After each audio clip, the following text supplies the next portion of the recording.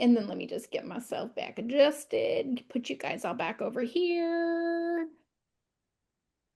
All big, beautiful. Okay, here we go. All right, so here's the thing. I have observed a pattern that happens with agents, and that is that they sometimes, not all, but sometimes will be lead generating for business. They will take a listing, they will get so focused on putting the listing in the MLS, and then they kind of forget to do the rest of it. And we know that statistically, we should be able to leverage one listing into at least 2.5 other deals. And those deals are going to come from potentially other neighbors that are looking to list or potential buyers that you're able to capture this. But the only way that you're going to be able to do that is if you have a system in place. You know, I don't know about you guys. When I was just an active agent, my business always came in clumps. So I would never have just one or two listings at a time. It would feel like I had like nothing, nothing, nothing. And then I'd have like 5 deals going all at once. And so when you have multiple things going at one time, you really need some systems in place to make sure that nothing slips through the cracks. So that's my intention on doing this class. And if you have any questions, feel free to unmute yourself and ask away. It won't distract me. We'll just kind of work our way through. So here's the other thing about me. I like things that just work. I'm not into to I don't do a ton of fancy stuff. I like you to be able to just work with what you have. So what you see on my screen that I'm sharing is a listing checklist. This is actually what Joanna and I put together for our team. This is what we do. And the other piece of this is that we still have a manila envelope or a manila file folder for each transaction. Yes, we have everything housed in SkySlope. We have files on our computer, but nevertheless, there are still pieces of physical paper that you tend to accumulate when you have a listing. And so we have a folder, and on the front of the folder, we write our clients' contact information, their name, their email, their cell phone number. We put the escrow number on there. We put the property address on there. And then we open the folder and we staple this checklist right on the inside of it. And then we use this as we go through the transaction to make sure that nothing is slipping through the cracks. And then when we're done, whatever paper pieces we accumulated, they live in the file folder. The file folder gets archived. We save it for 3 years and then it gets shredded. That's in addition to whatever is saved on our computer or saved in our SkySlope file. I don't print up documents. So if we have disclosure signed, I don't print that and put it in the file folder. I want to be clear, but this is just random pieces of paper that make sense. So that being said, here is your listing machine, and I will put this in the chat for you guys so that you have it. I am working on marketing to make you a really pretty version of it. But this is just what I have for right now, and this is what I actually use. So my computer. Any questions so far? While I just want to set the expectations so you guys know what you're getting into. Question, Tessa. Can Yeah, we go have a ahead. copy of that? Yep, I just put it in the chat and I'll Oh, do it again before I leave. okay, thank you. Okay, all right. So number one on the list is getting the listing agreement signed, right? That is what gives us permission to start working on really on behalf of our clients. So we have to get that listing agreement signed. I would encourage you to get it signed as soon as possible. If your client is telling you that they're not going to be ready to go on the market for, a month or two, that's fine. Let's get the agreement signed. We'll set the active date as when we're going on the market.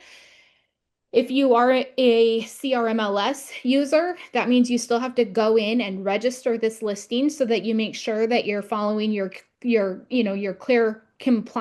clear cooperation compliance. But get that listing agreement signed. Don't just leave it open thinking that it's yours and then you leave room for somebody else to go in and swipe that listing. So get your listing agreement signed. You notice a reoccurring theme for me, and that is that I like to be proactive. You can call me controlling if you want to. That's fine. I don't care. I prefer proactive because I feel like everything moves smoother when you are proactive. So after the listing agreement is signed, the next things that I'm going to recommend that you do is get your preliminary title report, your property profile, and your NHD report ordered.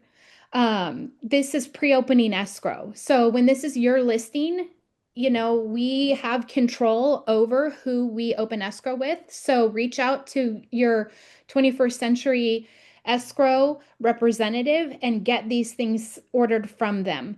That way, you can already start to get a heads up. The preliminary title report is really important because even though we don't see it as often, that can give you a clue. Are you going to potentially end up in a short sale situation? Is there an easement that needs to be addressed? That prelim gives you a chance to get ahead of stuff before you're under contract. And then the same thing with the NHD report. You need to know that NHD report because is the property in a high or very high fire severity zone? Do you need to complete that FHDS disclosure? You're only going to know that if you order your NHD report. And then when you pre-open escrow, you get to have control over that. So now in the private remarks of your listing, you get to say, escrow is pre-open. Please use this person for escrow. Once your NHD report is ordered, the next thing that you're going to do is create that file in SkySlope. So I don't know if you know, but we have a company policy that when once a document has your client signature on it, it should be in SkySlope within 24 to 48 hours. So sometimes I've seen, I'm not naming any names, but I've seen agents wait to put everything into SkySlope until a week or so before closing. And that makes me very nervous. So many things are easier to fix up front. Again, proactive. So you want to make sure that you get that SkySlope file created. Of course, if you have a transaction coordinator, they should be doing that. They would be doing that for you. I'm just going to talk as if you don't have a transaction coordinator. If you do have a TC, you know what they do. Just insert that. Go ahead, Lynn. Yeah, does that even include registered listings when you have no idea when they'll be ready to go live? You still Yeah, want, because if it's a registered listing, then that means you have a signed listing agreement. oh, okay. So that should be in SkySlope. Absolutely. All right, thank you. Uh-huh. And then once we've created the transaction in SkySlope, we talked about this a little bit on the request for repairs class, but my personal best practices is to have inspections ordered up front. I feel like this helps you with pricing. It helps you with honoring if your seller says that they don't want to make any repairs or offer any credits. The best way to really make sure that that happens is to have inspections done up front. So get your inspections scheduled and understand what makes sense for your listing. Maybe down south you guys don't deal with wells or septics a whole lot, but on the Central Coast we do. So you have to have those things done. And then also part of this is understanding, are there any point of sale requirements where you live? So in San Luis Obispo, can we hear you?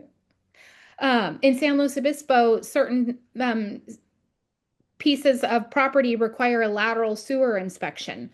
So make sure you know what those things are and get those reports done up front. Again, I like to do those before I go live on the MLS. So the best case scenario for me, the perfect plan would be that I would sign my listing agreement about a month or so before we planned to go active.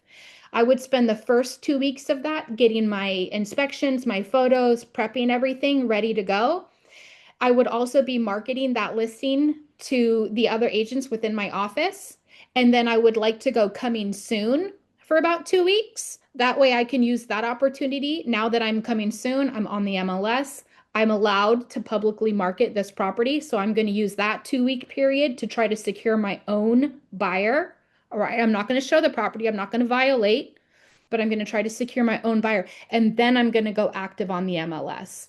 So that gives me time to make sure I'm doing all of my prep work up in the beginning. So I've scheduled the inspections. The next thing that we need to do is schedule our photos. And then I have order Zillow showcase. So depending on how you're doing this, whether you're using the Zillow photographer or your own photographer who is able to do Zillow showcase, you might need to go in and order showcase and then select your media. But however you do, make sure you get those two things done next. And then for those of you who are here on the Central Coast, you see the next thing I have is that schedule your open house date. And I think that this is really important. So if I have gone coming soon for 2 weeks prior to going active, the way that I'm going to schedule that out is that I'm going to plan to go active on Friday, and I'm going to have my open house then planned for Saturday, so that really the first opportunity that people have to come see the property in person is at my open house. And I've had plenty of time to plan my open house. So I've made sure that everybody is invited, and you'll see me get to some of that down. But that way, I really drive all of the traffic there to my open house. The people that are there, they have FOMO. They see how popular the property is. I don't even care if half the people there are neighbors. The buyers are going to think that it's super popular. So I schedule my open house date. Put on your lockbox, order your sign up. Order your sign up in advance. Don't wait until the property goes active and then order your sign. You want to time that really carefully. My property is going on the MLS on this date. Please put the sign up on that date. Do not put the sign up early. You will get a violation. Remember that we are one of the largest brokerages. We have incredible market share in California, which means that we have a target on our back. So people will send a violation if your sign is up before you're on MLS. So time that properly. But then go ahead and put the property into MLS. Now, Hey Tessa, I have yeah, a question. yeah, go ahead. So going back to at the very beginning when you were ordering all this stuff, if you have a property that's part of an HOA, do you try to get the HOA documents prior to it going on the market, or do you wait until it's in escrow and let the buyer do that? Well, I mean, I think most of the times on when I see a listing with an HOA, the buyer is asking that the seller order the HOA package, that the seller pay for that. In my marketplace, that's a typical seller fee, and that's something that does need to be paid up front. So I would say have it ordered as soon as possible. But if you wait until escrow to order the HOA package, you should at least have had a decent conversation with whoever manages the HOA so that you're in clear understanding of what is covered, what is not covered, what is the HOA cost, because you need to be able to put that in the MLS. Got it. Maggie? Okay. Thank you. Yeah, Maggie? For having the sign up, we can start having that up as soon as the you're out of coming soon. You can have a sign while you're coming soon. You cannot have a sign up unless you're on the MLS, whether that's in coming soon or active status. Perfect. Okay, so you've put the property in MLS. Now, here's a few extra things. I would then go onto Facebook Marketplace and I would put my listing on Marketplace. A lot of times in real estate, and then I would also go on to Craigslist and put my listing on Craigslist. I'm saying put it in the housing section of both of those places. And here's my reason. we think about MLS, we think about Realtor and Zillow and Redfin. Those are all on our mind because we're in real estate. So we are making the assumption that everybody is looking at those places, but everybody is not necessarily looking at those places. You might have people who have thought about owning a home, but aren't consistently looking yet. This is kind of like when you are thinking, I need to buy a new car, right? And so it's on your mind. I see your question, Kieran. I will answer that in just a second. So it's on your mind, oh, I need to get a new car. But it's not until a car catches your eye and you go, oh man, look at that red BMW. That is the car I want. Now you see that car everywhere. Looking at houses is the same way. Somebody might be thinking, you know what, I do want to own a home, but it's not until they see a home that catches their eye that gets the wheels turning, and now they're on those real estate sites. So maybe by putting it onto Marketplace or Craigslist, maybe you get somebody's attention that has just started their search. The other thing is that is a really great way to pick up buyer leads because they're going right to you, right? They're not on the MLS, especially with Marketplace, they respond right to you. So I would definitely do that. Kieran, do I schedule brokers tour before my first open house? Not typically. So if my favorite thing to do is to go live on a Friday and have my open house on Saturday, and then I'll typically do caravan in then the following week. And then I always, when I schedule caravan, I like to do a public open house at the same time because then if I'm going to be there anyways, I don't care if the public is coming, but then you kind of catch people who are maybe available during the daytime. You can do it the other way too. It's just if I've gone up is coming soon, I can't schedule caravan because that's showing the house. So if you're not going to go coming soon and you're going to go straight to active, then sure, you can go ahead and schedule your caravan first and then your open house, if that answers. So we've taken the time to put our property on Marketplace and on Craigslist. These are unusual things, but this is helping to get extra eyeballs on it, and this is helping us capture a buyer lead, right? Because we're trying to leverage that into additional transactions, so we want to get those buyer leads. The next thing is setting up golden ruler. And I have a little typo in my thing, set up the golden rule. It's not the golden rule. That is very important. But what I'm talking about is golden ruler. This is something that's available on 21 online, and it is one of my favorite Century 21 tools. You've heard Robert talk about it before, but this is a weekly traffic report that is sent to your clients.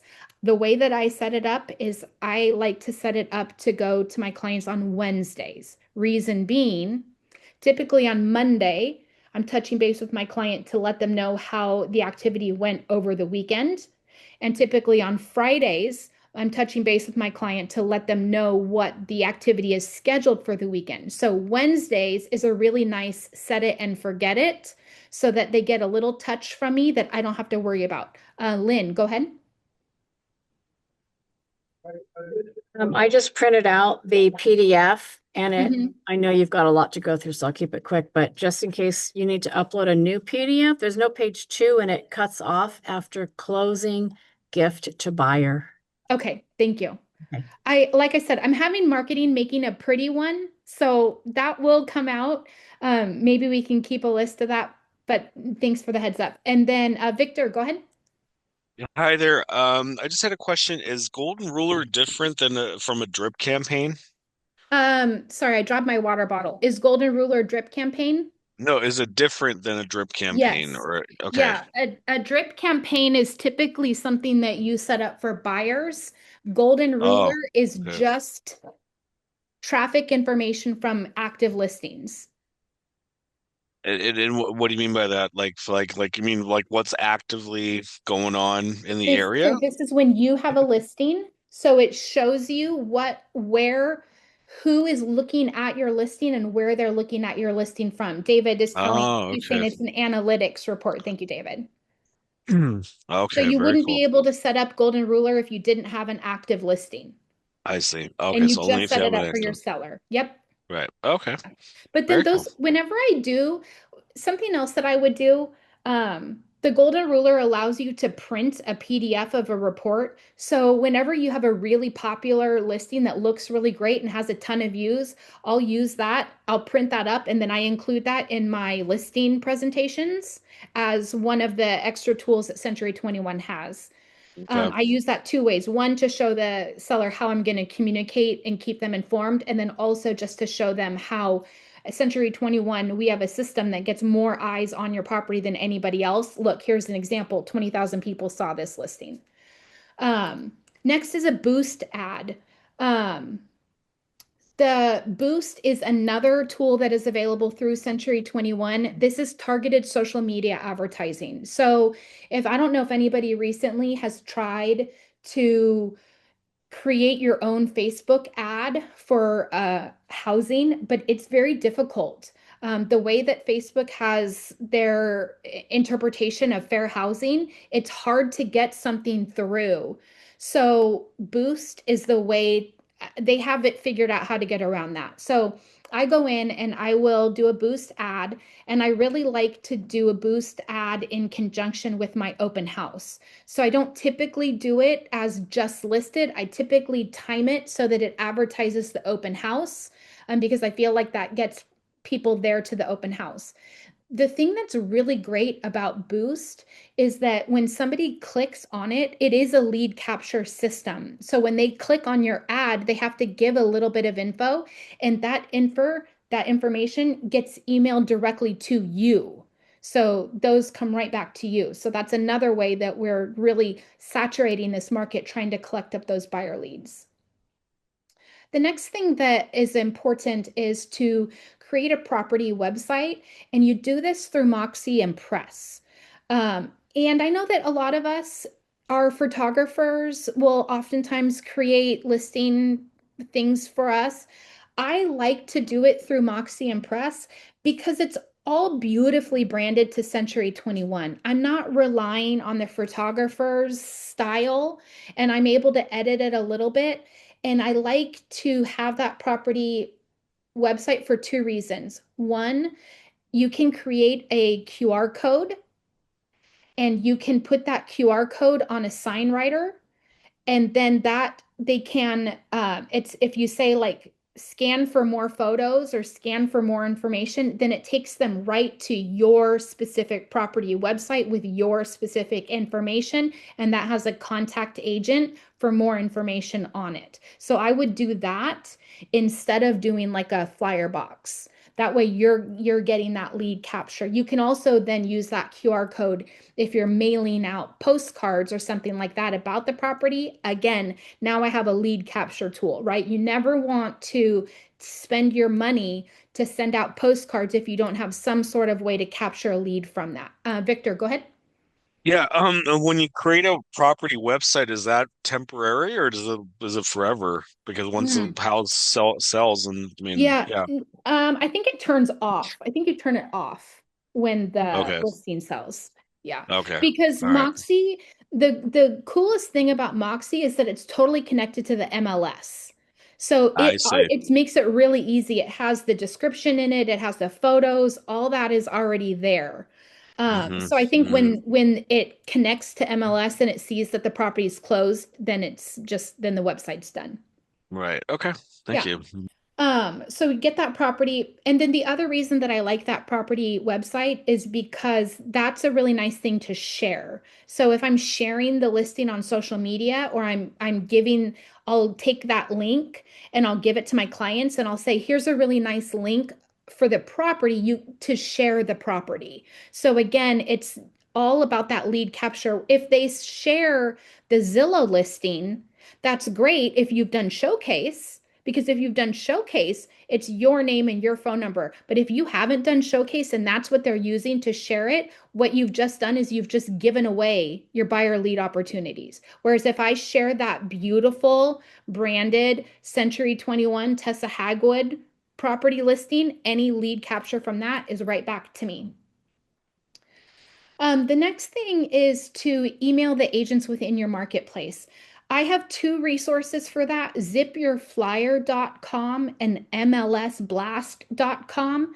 MLS Blast is new to me. I haven't used it yet, but I do use Zip Your Flyer. There is a cost to this. This is not a Century 21 tool. However, Zip Your Flyer has I think I have like a 40% open rate when I send my flyer through this program. The reason that I recommend doing this is because I have a suspicion that because our clients are addicted to these real estate websites, I think that some agents, again, not naming any names, but some of us have gotten a little lazy with knowing our inventory. Some of us are not checking the MLS as regularly as we used to because our clients are so quick with sending us properties. So that being said, this is a way to get your listing in front of agents. If they're not looking at the MLS, they are looking at their email. And like I said, surprisingly, it has a really high open rate. So email that property out. My favorite strategy when you are going, if your listing has been sitting for a little bit and you need to do a price reduction, what I would do is I would start the price reduction conversation with your seller on a Monday or Tuesday. Get the price reduction signed by Wednesday. Schedule an open house for that weekend. Go into the MLS, schedule your listing, schedule your open house, and then do your price reduction.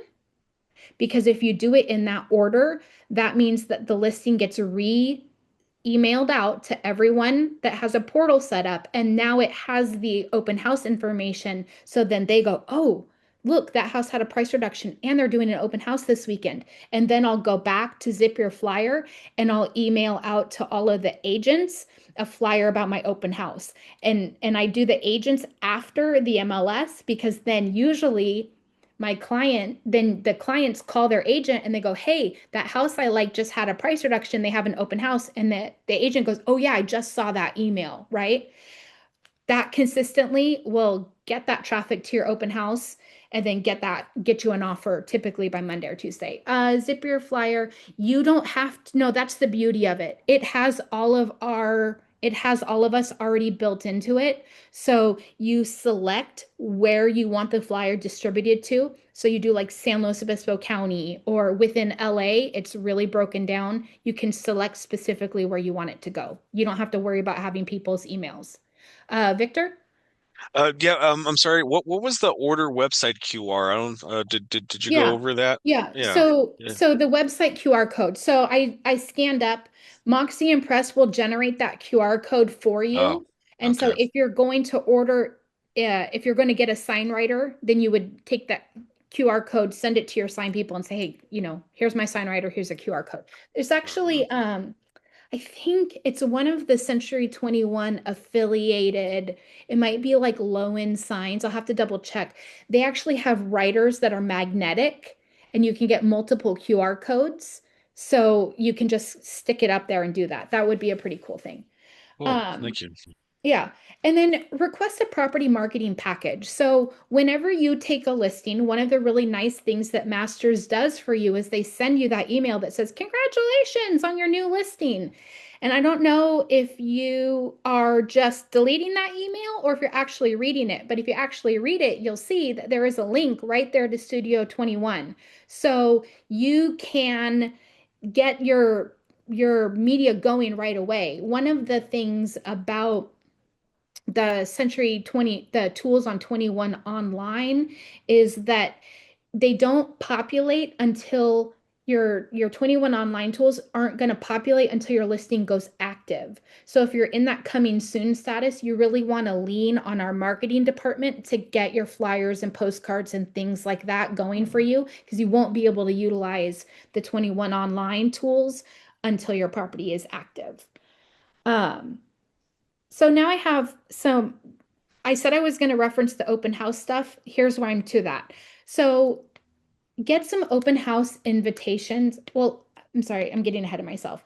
Request the property marketing package, get your open house flyer, and get with your 21st century lender if they're going to sit at the open house with you, or at least have them give you a flyer with some different financing options and scenarios. I like a dual-sided open house flyer for this. Property information on one side, financing information on the other side. Because again, if you've done your open house correctly, you have achieved the public who was not looking for homes to come, right? They saw your signs, they saw your balloons, they saw it on social media, they decided to come. They don't yet know that they can buy a house. So when they see those financing options, even if there's some teaser rates or some 2-1 buy downs, if they see the payment and they go, oh, that's not much more than my rent, or I'm paying that in rent. Now you've got a conversation going and you've got a new buyer who maybe didn't even think that that was an option for them. And then to my open house invitations, and that ties into the neighbors. I would send a postcard introducing your listing and invite the neighbors. This is part of why I want to be coming soon for 2 weeks. I want time to send a postcard to the neighbors, and then I want time to go door knock the neighborhood. So I send the postcard, and then I wait a couple days, and then I go door knock. And that, I'm sure that Robert or Neil can put in a script for that. My simple thing is, hey, you live here, you know what a great neighborhood this is. I'm sure you've had people that have mentioned that they want to be your neighbor. Why don't you call them and invite them and bring them to my open house on Saturday? And if they go, oh, I don't really know anybody, then I go, well, just come on down and say hi to me. I'm going to have some really good snacks, and I know you want to see inside your neighbor house anyways. Right? It's the truth. That's what they want to do. And I just want to get them there to the open house, because we do know that once one property goes on the market, statistically, there's what, 2 or 3 other people who are thinking about selling. And so when you're doing all of this, keep in mind, this is your resume, right? This is you advertising yourself and your services to those other potential sellers, especially if you have the first listing in a neighborhood in a while. You have an even greater opportunity, because you have people going, oh my gosh, I can't believe the Jones are asking that for their house. My house is bigger. I wonder what mine is worth, right? So that postcard and the door knock to the neighbors is really important. We know that people need, what is it, Maggie, 6 points of contact before they make a decision. So my sign, my postcard, my door knock, all of these things are kind of checking me on those points of contact. If I skip a step, I'm missing a touch point with them. Okay, now I have prep your disclosures and do your avid. I don't have it's not recommended to do your avid when during the home inspection, just from a risk management perspective. So I kind of get around this a little bit by showing up to the home inspection early, doing my avid, and then doing my home inspection. But the reason that I have prep disclosures and do avid here before review offers is because in being proactive, I like to have these done up front. I want to be able to deliver this to the buyer's agent the day that we go under contract. I want my disclosure package done. I don't want to be trying to put it together and respecting my timeline, because I don't want to be the reason why I've just inadvertently extended the buyer's physical investigation period. If I don't get them my disclosures in a timely manner, I could potentially be giving them extra time. I don't want excuses. So I want it done. Congratulations, open escrow, boom, here's your disclosures. They're not waiting on me. I never do disclosures. Just as a side note, I don't sign the listing agreement and do disclosures on the same day, because I'm trying to build a relationship with these people. I want clients for life. And if you try and do it all in one day, it's just too much. It's too long. I understand there might be circumstances that you need to do that.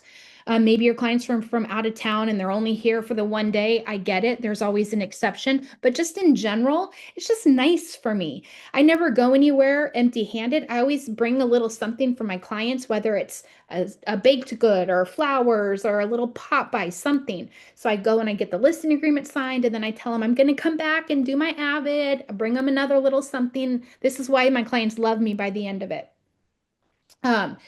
Your reviewing so we've just done a lot of prep work, right?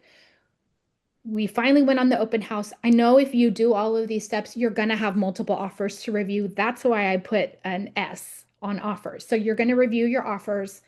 And when you accept your offer, you're marking your property pending in the MLS, or active under contract, right? Depending on what the status is. But then you'll see that I have a little note that says remove reports.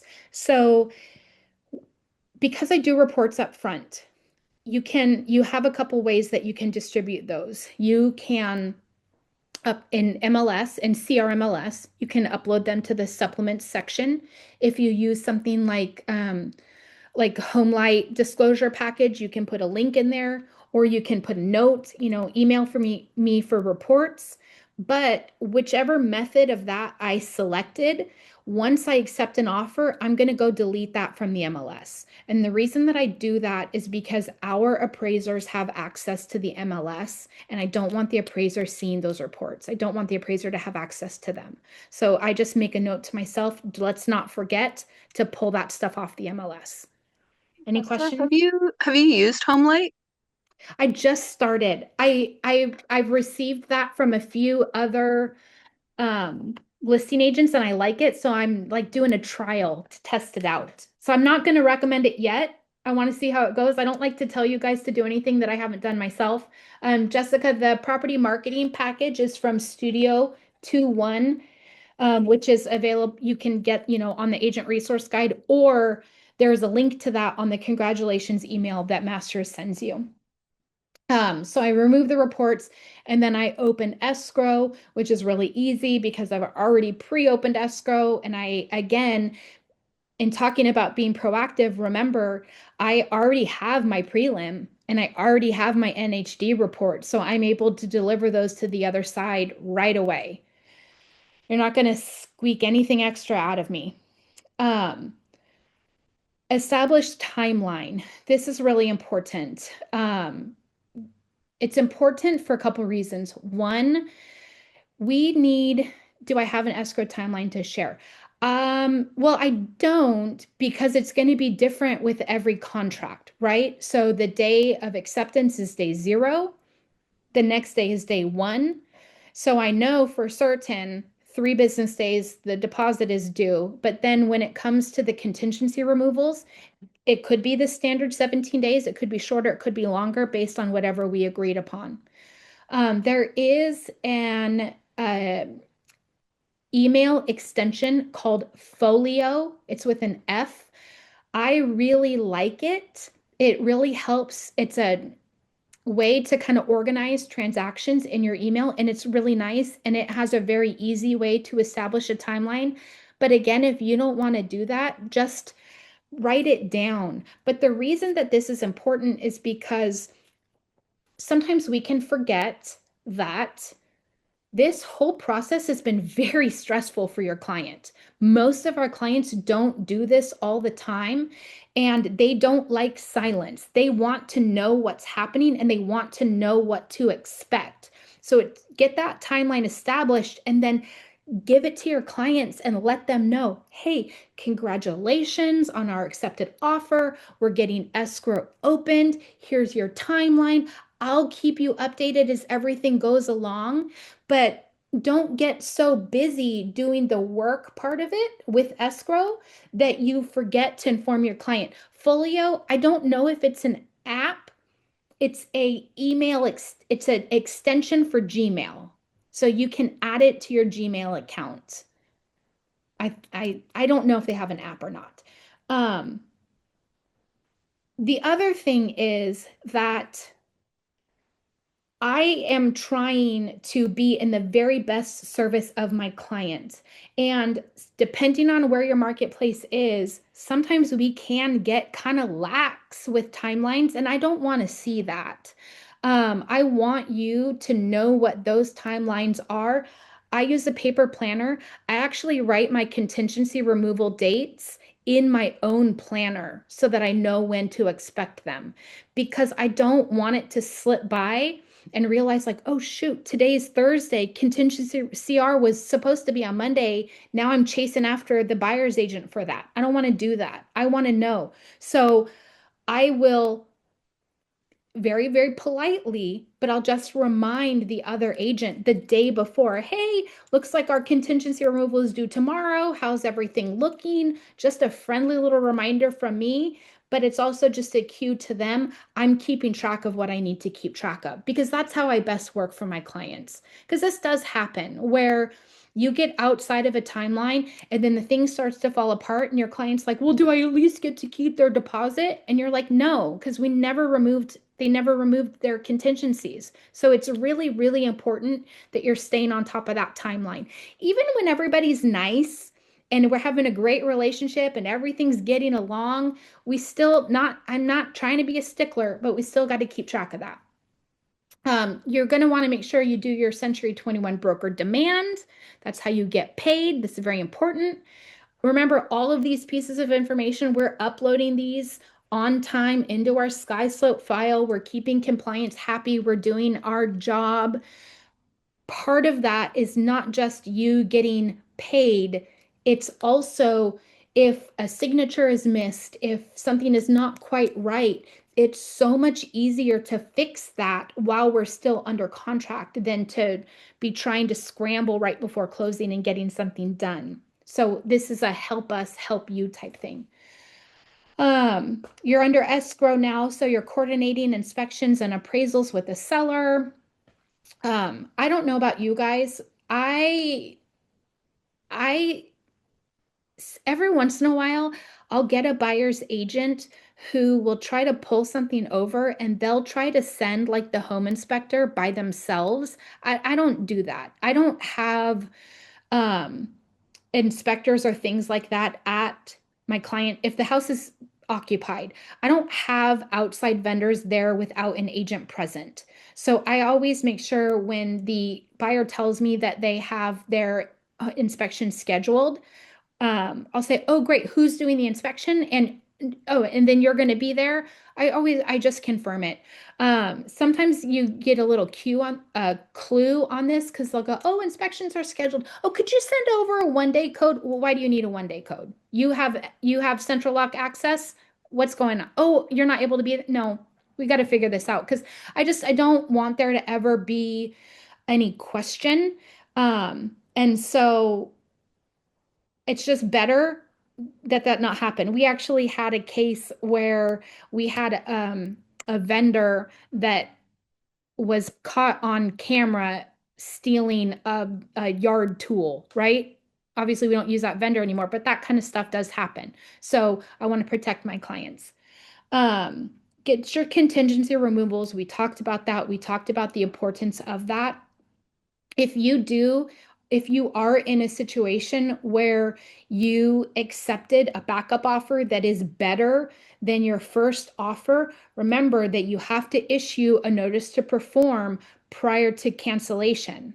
So if you're trying to get that first escrow to cancel, you can issue your notice to perform 48 hours before the contingency removal date. So if your contingency removal date is the 15th, you can issue that notice to perform on the 13th.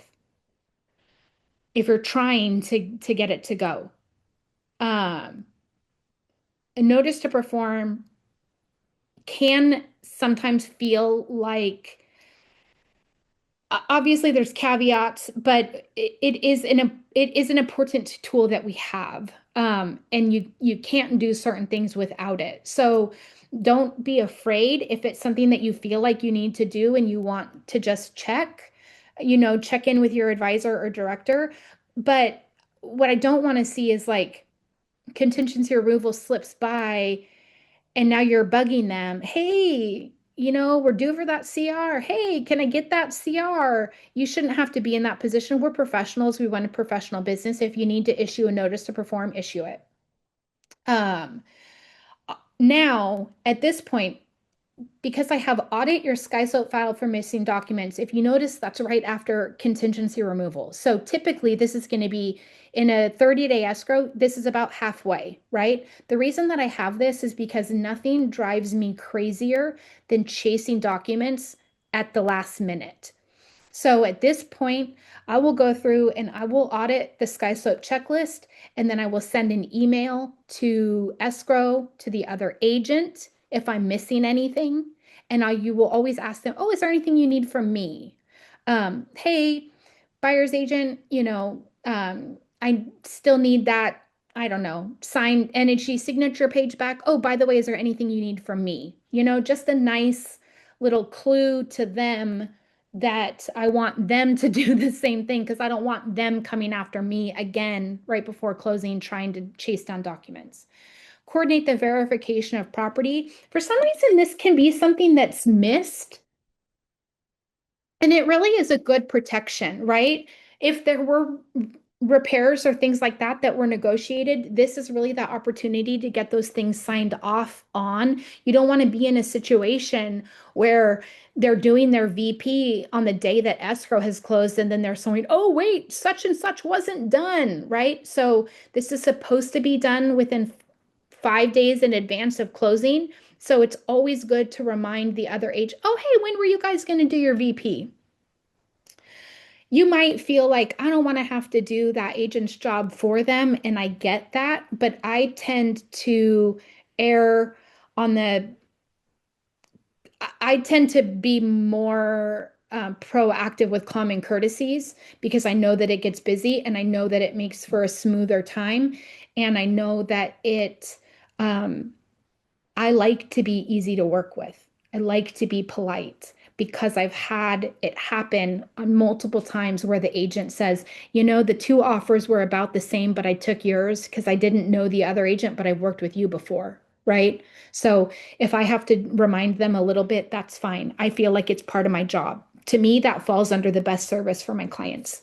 7 days prior to the close of escrow, email escrow and the other agent to check the status on close of escrow. This is really, really important. Your escrow officers have a lot of files on their plate. Your escrow officer is typically has more ongoing transactions than you do. And we are all human. Things can slip through the cracks. So I don't want you to assume that everything is fine and then find out that you're not going to close on time, and now your clients are mad at you. So about a week, send that email. How's everything looking? Are we on track to close?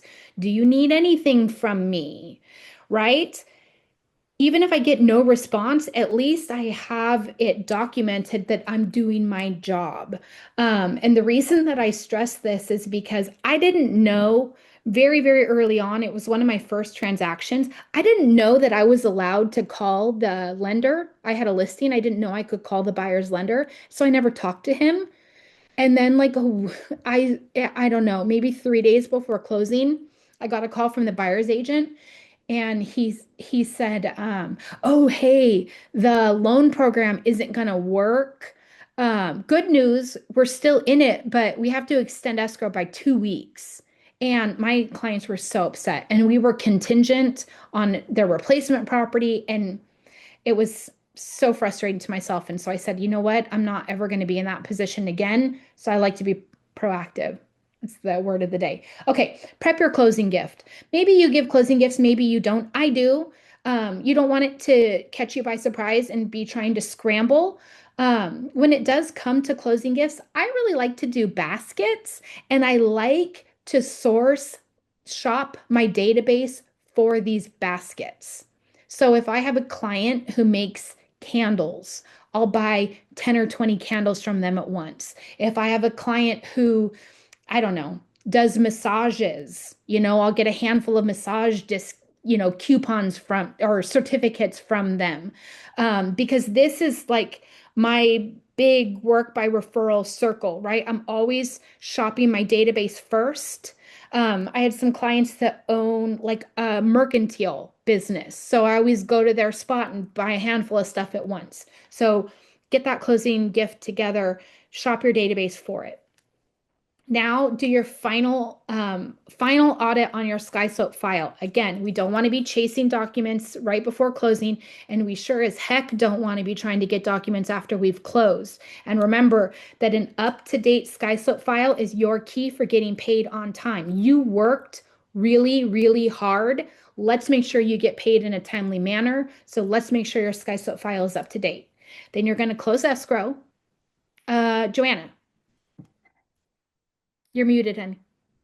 I know. I'm just working from my phone. I just wanted to add something to your calling lenders. We just closed escrow, but it was touch and go for a long time, and I can just kick myself for not having the buyers cross-qualified with our own lender. If you don't, if the lender is out of and I know better than that. If the lender is out of town, or we don't know who that is, or, if I would have cross-qualified those particular buyers, we would have avoided the stress, the heartache, the just, and that's okay to request that, especially if you have a contingent offer. So that's just my 5 cents. I will. And sometimes we know this, and yet everything looks so good on a paper.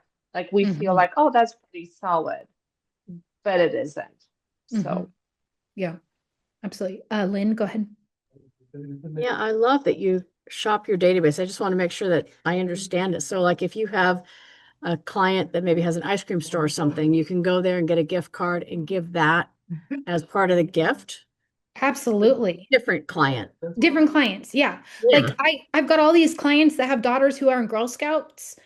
Girl, I don't need all those cookies. So I buy 5 boxes from this one, 5 boxes from this one, 5 boxes from that one. And then I get my little pop by, whatever. And now I'm just taking those cookies and I'm giving them as pop buys to my other clients.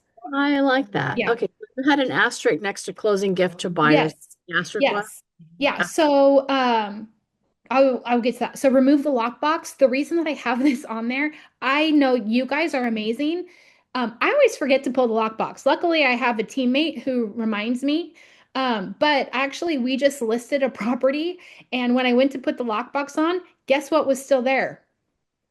The listing agent's lockbox from 3 years ago. So those things are expensive. So make sure you remove your lockbox, mark your property closed.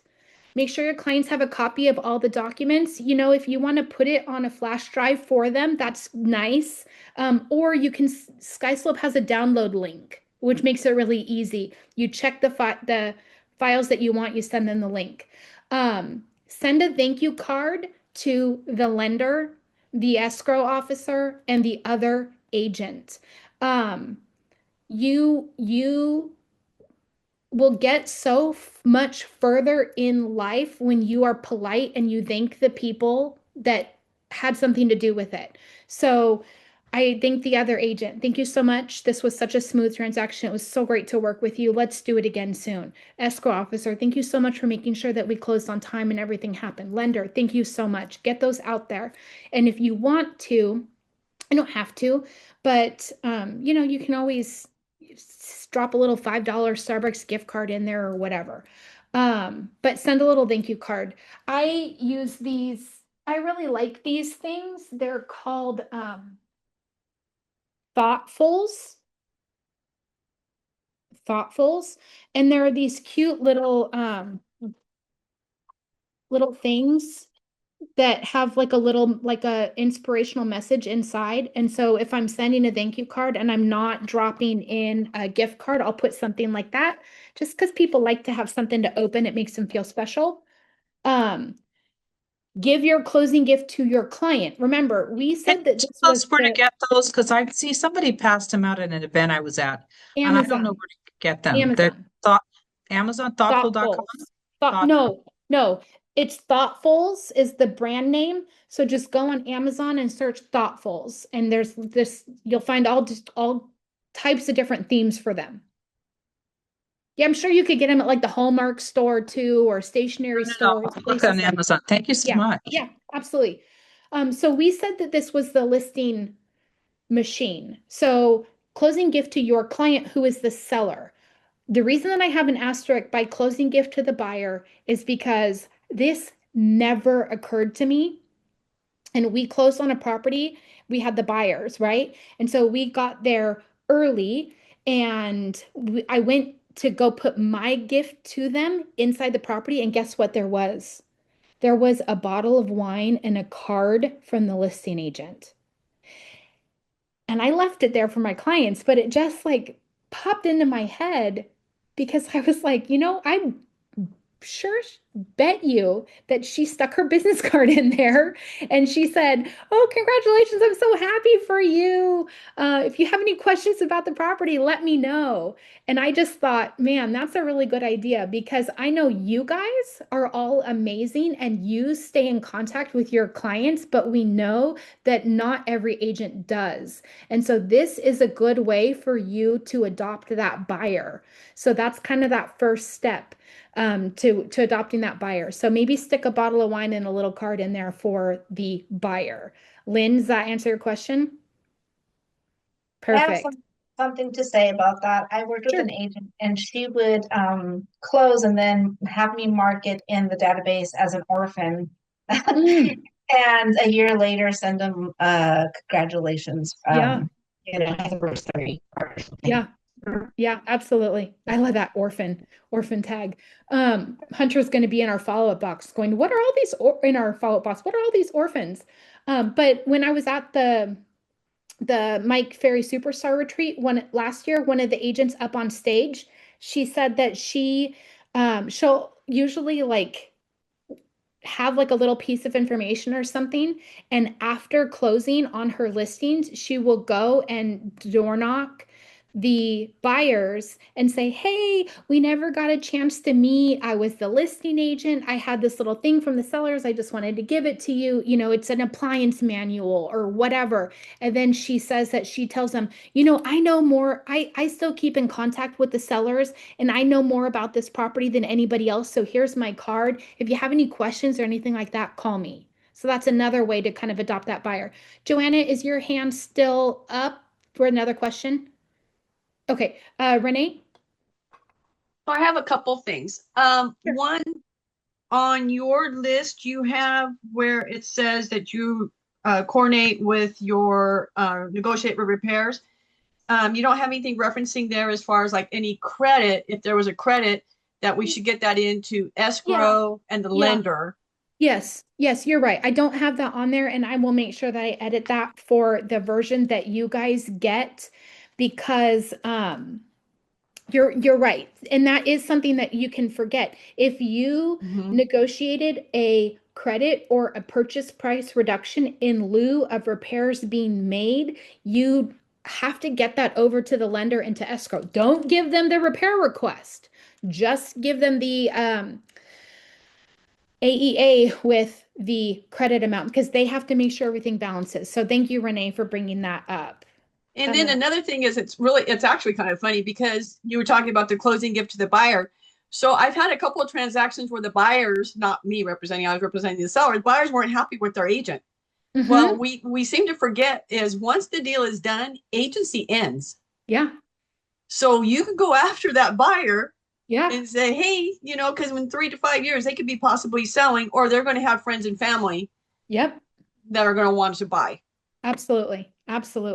And then the last, Debbie, I see your question. I'll answer that next. But the last thing I have is circle prospect the neighborhood, right? So we're trying to get at least 6 points of contact or so with those people. So in the beginning, they got the postcard from us, right? They got the open house invitation from us. Maybe they got a phone call from us. Now that we're done, we're going to go back around, send them another postcard. Hey, that property closed. Give them a phone call. Go door knock and let them know, hey, have you had a chance to meet your new neighbors? They're the best couple, yada, yada, yada. Don't forget to do that. So if you do this system, I know that you're going to be able to, one, your listing is going to go smooth, your escrow is going to go smooth, you're not going to let anything slip through the cracks, and you're going to get additional transactions from this. Maybe it's a seller, maybe it's a buyer, or maybe it's a referral from your client, but you will have wowed everybody in this transaction process. And so they're going to be beating down your door to work with you. Yes, Nikki, I see your question. Debbie, going back to you. If you have a listing prepared today that the seller has signed, the listing start date is 2 weeks from now. Do you have to register it? That depends. So 2 weeks from now, is that the date of the agreement or the date that you said you were going to actively market the property on the MLS addendum? It's the date of the agreement. It's So the if it's start date of the listing. Yes. So if the start of the listing is 2 weeks from now, you do not need to register. Okay, that's what I thought. Yep. Thanks. Yeah. Nikki, can I briefly go back over pre-opening escrow? Yeah. So I like to be in control. I like to have a team. I like to do all of my stuff with the same people. So I have my favorite escrow officer. I pre-open escrow with them. So what I do for that is I get my preliminary title report, my property profile, and my NHD ordered right away. And then in the private remarks of my MLS listing, I say escrow is pre-opened with whoever. So on the Central Coast, our preferred escrow company on the Central Coast is WFG. My local escrow officer is Stavette Gambrel. So I'm pre-opening with her. I'm getting all that stuff ordered up front with her. Down in Southern California, that is 21st Century Escrow or All Valley Escrow. So whoever your favorite person is from them, get that going in the beginning. It just, when you have a team in place, when you have your same escrow person and your same lender and your same inspectors, it just, you learn each other and you know how each other operates. They know what you like. They do favors for you. It just makes it so much nicer when you have that loyalty. And especially when you're using our affiliates, our preferred vendors, they're loyal to you. Does that answer your question, Nikki? This is Roger. I have a question. Sure. Yeah, go ahead. Yes, Yes, I it just does. would like to Thank you. know. I just would like to know if we can have a copy of the recording and also where can I download the list, the pre-listing and the listing list. So the list, I will put it in the chat again. And if you scroll up, it's been put in there a couple times, but I'll put it in there for you. The recording will be available probably in a week or a week and a half. It'll be up on the YouTube channel. So you can check in. You can always remind me, and I'll put my email in here. So if you haven't seen the link or you need help, you can email me and I'll get it in there. So I'm going to put in my email and then I'll put in the checklist, but then also I'm going to have marketing make a prettier version of this. Lynn, go ahead. Thank you. Yeah, when you pre-open escrow, you do the preliminary title report, the NHD, and did you say a third one? Oh, property profile. You want okay. sometimes it's just nice, a little extra thing if you want. Okay, thank you. Uh-huh. Any Yeah. other questions? Yeah, if people come in late, they don't get Yeah. the Okay. prior And I just chat. put that checklist back in there. Yeah, awesome. Thank you. This is so helpful. Yeah, absolutely. Anybody else? All right. Well, thank you guys. This is great. Yeah. Thank you, Yeah. Tessa. This is That was awesome. awesome. Thank you. Thank Absolutely. you. All right. And my Thank you, email's in there, Tessa. so give me a call if you need anything. Tessa, All right. what office are you based out of? I'm sorry. I am on the Central Coast. Central Coast, right? Yeah. Yep. Okay. Do you ever Yes. make it down to like the Inland Empire, that area? You know, maybe. I don't know. I'm open to Okay. it. I Sure. think you just have to We need you invite down us. here, Tess. We need you down here. It's a long haul. We need you down here. Tell Randy, get you over here. Tell Randy. Tessa just gave the nicest way of saying no I've ever seen ever. She didn't want to She's say ours. no You can't directly. have her. She was just, well, The Inland I could. You Hey, can I'm pay an her empty gas. nester now. I'm an empty nester. I'm open to travel. Come over here. All right. You have to invite us and we'll come. Yes. Well, I'll give a shout out to Randy. He's right here. So yeah. Yeah. Okay. Awesome. All right, Get her you over here, guys. Randy. Veronica, I see you. I will send that over to you. All right, you guys have a great day. Go sell something. Good job, Tessa. Thank you, Tessa. Bye. Bye-bye.